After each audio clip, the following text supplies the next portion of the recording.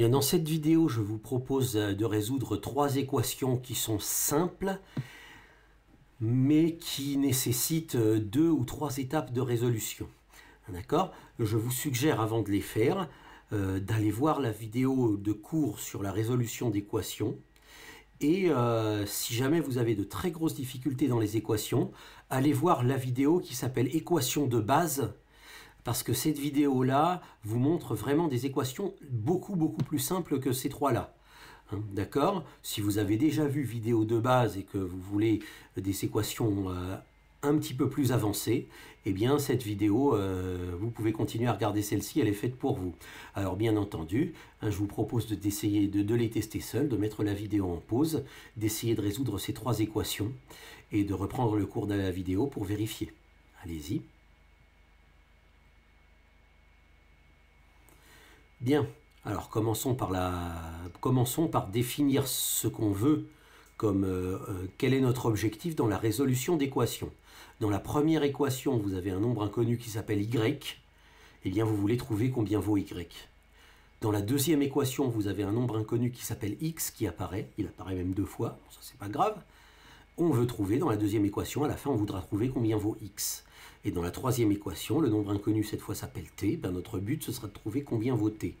Donc à la fin de nos résolutions d'équations, on devra avoir ça. On devra trouver y égale un nombre, x égale un nombre, t égale un nombre. Et on ne doit jamais perdre de vue que c'est notre objectif, de trouver la valeur de y, de x et de t dans chaque équation. D'accord? Et donc, l'idée, ça va être de progresser, de simplifier l'équation petit à petit pour que, étape par étape, à force de simplifier, il ne nous reste plus que la réponse y égale. Donc on va prendre 2y plus 7 égale 19 et on va simplifier en essayant de nous débarrasser de ce dont on ne veut pas. Alors regardons 2y plus 7 égale 19. À gauche du signe égal, on a 2y plus 7. Eh bien, on aimerait bien n'avoir que y. Donc, on voudrait que le 2 disparaisse et que le 7 disparaisse. Alors, on ne peut pas les faire disparaître comme ça en les gommant, parce que ce ne serait pas équivalent à l'énoncé qu'on nous donne.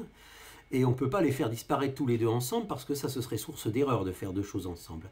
On va commencer par essayer de faire disparaître le 7.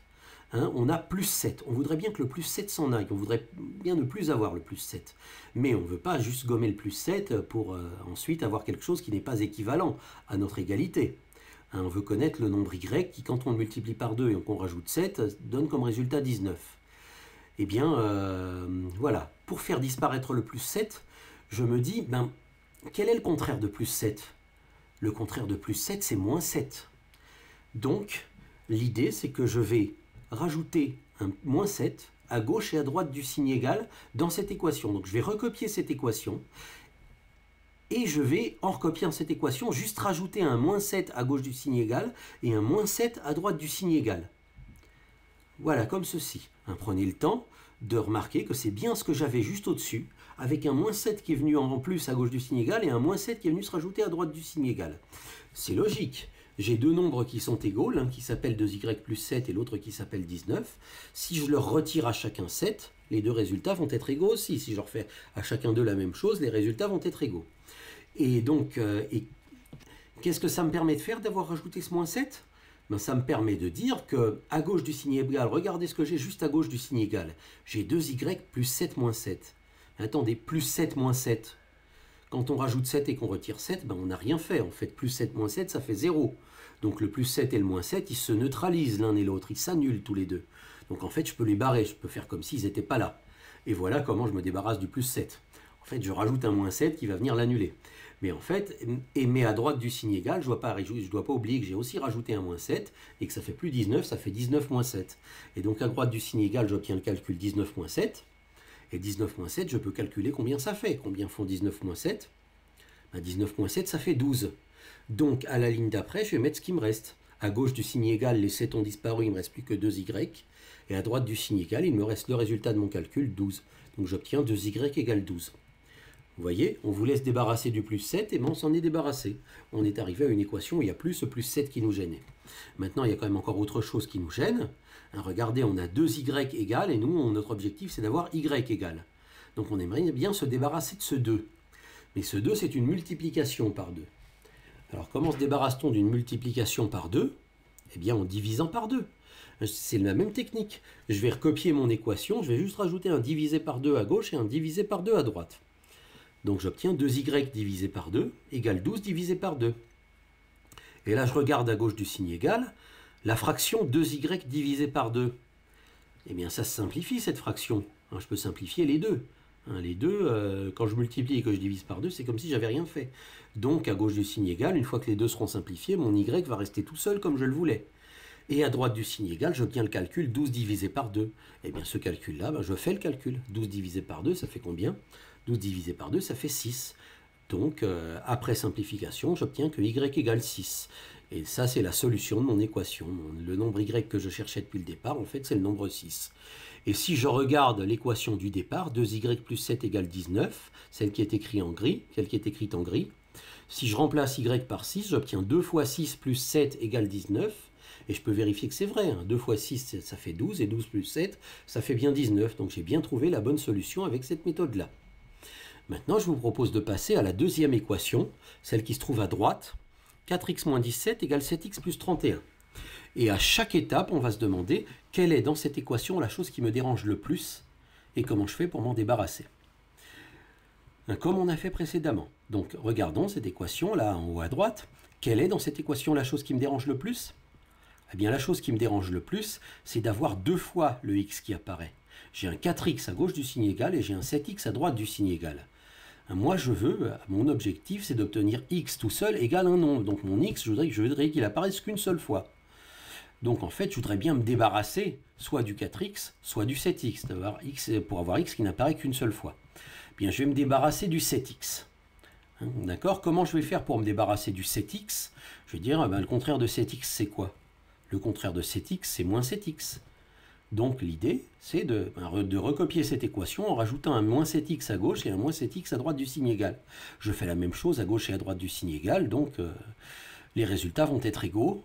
Donc allons-y. Je recopie mon équation. Donc ce qui est en bleu, c'est exactement ce qu'il y avait en gris à la ligne du dessus. Et vous remarquez que j'ai bien fait ce que j'avais dit. J'ai bien rajouté un moins 7x à gauche du signe égal et un moins 7x à droite du signe égal. Ce qui me permet de faire des calculs à gauche et à droite du signe égal. Alors faisons-les. À gauche du signe égal, je remarque que je peux additionner 4x avec moins 7x. Ça, on le fait comme on l'avait fait dans la réduction d'expression littérale.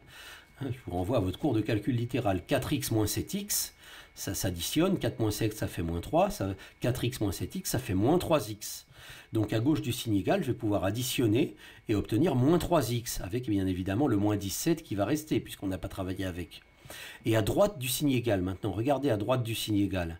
J'ai 7x plus 31 moins 7x. Alors quand j'ai 7x moins 7x, le 7x et le moins 7x, ils sont opposés. Quand je les additionne, ça fait 0, ils s'annulent. Donc je peux les barrer. Et d'ailleurs, c'est ce que je voulais, puisque je voulais me débarrasser de ce 7x. Et donc, qu'est-ce que je vais obtenir à la ligne suivante? C'est la ligne où on va faire les calculs. 4x moins 7x, ça fait moins 3x. Le moins 17 qu'on avait, il reste là, on ne l'a pas touché. Et à droite, tout va disparaître sauf le 31. Donc j'obtiens moins 3x moins 17 égale 31. Et maintenant, on va continuer. On va continuer en se demandant à nouveau, j'ai moins 3x moins 17 égale 31, je veux x égale. Qu'est-ce qui me gêne le plus? De quoi je voudrais me débarrasser? Pour que ça ressemble un petit peu plus à l'équation au résultat que je veux. J'aimerais bien me débarrasser du moins 17. Alors comment on va faire pour se débarrasser du moins 17? Je suppose que vous commencez à le deviner. On va se dire le contraire de moins 17, c'est plus 17. Je vais recopier cette équation, mais en rajoutant plus 17 à gauche et à droite du signe égal. Donc faisons-le. Moins 3x moins 17 plus 17 est égal à 31 plus 17. J'avais une égalité. Si je rajoute 17 à gauche et 17 à droite de l'égalité, ça va rester égal. Et qu'est-ce que ça me fait de bien d'avoir rajouté ce plus 17? Le plus 17 que j'ai rajouté à gauche du signe égal, il va venir annuler le moins 17. Regardez, je peux les barrer, plus 17 et moins 17, ça fait 0. Donc ça va bien me débarrasser du moins 17 dont je voulais me débarrasser. À droite du signe égal, j'ai obtenu un calcul, j'ai obtenu 31 plus 17. Eh bien, calculons 31 plus 17. Ça se calcule très bien. 31 plus 17, ça fait 48. Autrement dit, qu'est-ce que je vais avoir à la ligne suivante? Je vais avoir mon 3x qui est resté tout seul, mon moins 3x, qui est resté tout seul, est égal à, au résultat de mon calcul, est égal à 31 plus 17 est égal à 48. Moins 3x égale 48. Donc on est presque au bout de nos peines. On a moins 3x et on veut x. Alors qu'est-ce qu'on va faire? Moins 3x, c'est x multiplié par moins 3. Alors j'aimerais bien qu'il n'y ait plus cette multiplication par moins 3. Alors je me dis, le contraire de la multiplication par moins 3, c'est la division par moins 3. Et si je divisais par moins 3 à gauche et à droite du signe égal?